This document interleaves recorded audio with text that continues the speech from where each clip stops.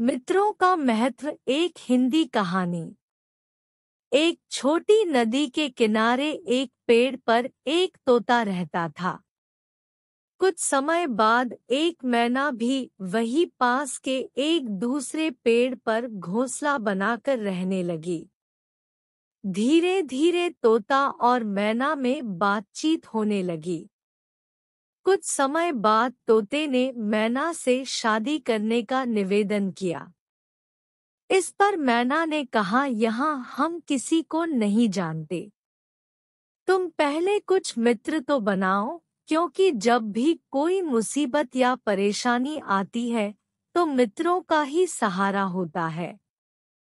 मैना की यह बात सुनकर तोता मित्र बनाने के लिए सबसे पहले नदी किनारे रह रहे कछुए के पास गया। उसने कछुए को अपना मित्र बना लिया। उसके बाद तोता बिलाव के पास गया। उसके साथ भी तोते की मित्रता हो गई और उसने तोते से बुरे समय में मदद का वादा भी किया। कछुए और बिलाव से मित्रता करने के बाद तोता मैना के पास आया और उससे शादी कर ली। वे दोनों नदी के तट पर जिस जगह कछुआ रहता था उसके पास स्थित बरगद के पेड़ पर घोंसला बनाकर एक साथ रहने लगे। कुछ महीनों बाद मैना ने दो बहुत सुंदर बच्चों को जन्म दिया। तोता और मैना बहुत खुश थे। एक दिन दो शिकारी नदी के पास स्थिति जंगल में शिकार खेलने आए, लेकिन उनकी किस्मत खराब थी। उनके हाथ कोई शिकार नहीं लगा। शिकार की खोज करते करते वे इतने थक गए थे कि वे आराम करने के लिए बरगद के पेड़ के नीचे बैठ गए। अचानक दोनों शिकारियों की नजर पेड़ पर मैना के दोनों बच्चों पर जा पड़ी। पूरा दिन शिकार की खोज में ही निकल गया। क्यों न भूख मिटाने के लिए मैना के बच्चों का ही शिकार किया जाए। एक शिकारी ने दूसरे शिकारी की ओर देखते हुए कहा, बात तो तुम सही कह रहे हो। मेरे पेट में भी चूहे दौड़ रहे हैं, लेकिन अभी अंधेरा हो चुका है। क्यों न पहले आग जला लिया जाए, दूसरे शिकारी ने कहा। दोनों शिकारियों ने तुरंत कुछ सूखी लकड़ियां इकट्ठा कर आग जलाया। पेड़ पर बैठे तोते ने जब दोनों शिकारियों की बातचीत सुनी तो वह घबरा गया। वह बिना देर किए बिलाव के पास पहुंचा और उससे सारी बात बताई। बिलाव ने उसे दिलासा दिया और तोते के साथ चल पड़ा। बिलाव और तोता जब बरगद के पेड़ के पास पहुंचे तो देखा कि एक शिकारी पेड़ पर धीरे धीरे चढ़ा जा रहा है। बिलाव बड़ा बुद्धिमान था।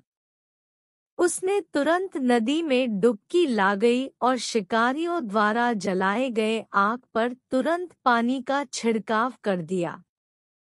उसने इस तरह 4-5 बार डुबकी लगाई और आग को पूरी तरह बुझा दिया। अंधेरा हो जाने के कारण जो शिकारी पेड़ पर चढ़ रहा था वह नीचे उतर आया।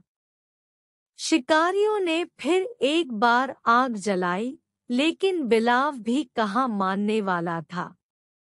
उसने फिर पानी से आग को बुझा दिया। आग जलाने और बुझाने यह क्रम कई बार चला। अब बिलाव भी बहुत थक हार चुका था। अब तोता भागते भागते अपने मित्र कछुए के पास पहुंचा और उसे अब तक का सारा हाल कह सुनाया तो कछुआ भी मदद करने के लिए तैयार हो गया।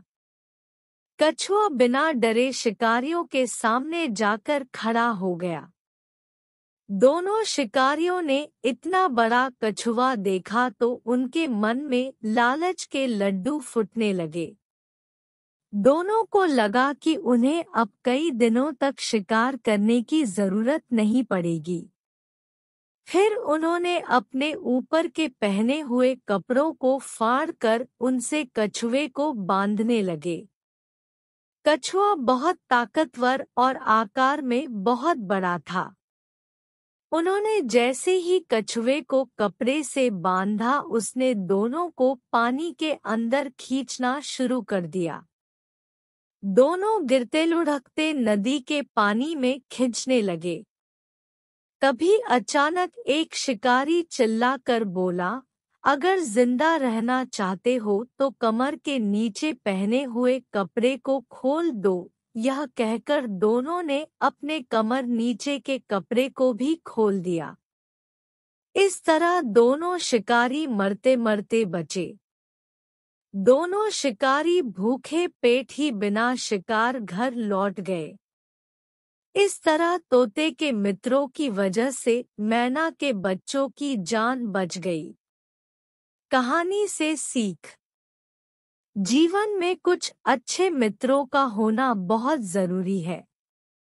जब भी कभी मुसीबत का समय आता है, तब मित्र ही मदद करते हैं। ऐसा व्यक्ति जो आपका बहुत अच्छा मित्र होने का दावा तो करता है, लेकिन मुसीबत या समस्या आने पर आपसे किनारा कर लेता है, वह कभी आपका मित्र नहीं हो सकता। तो आप सभी इस कहानी को पढ़ने के बाद सीख जरूर मिली होगी। तो आपको यह कहानी कैसा लगा कमेंट में जरूर बताएं, और ऐसी नई नई कहानी को सुनने के लिए चैनल को सब्सक्राइब जरूर करें।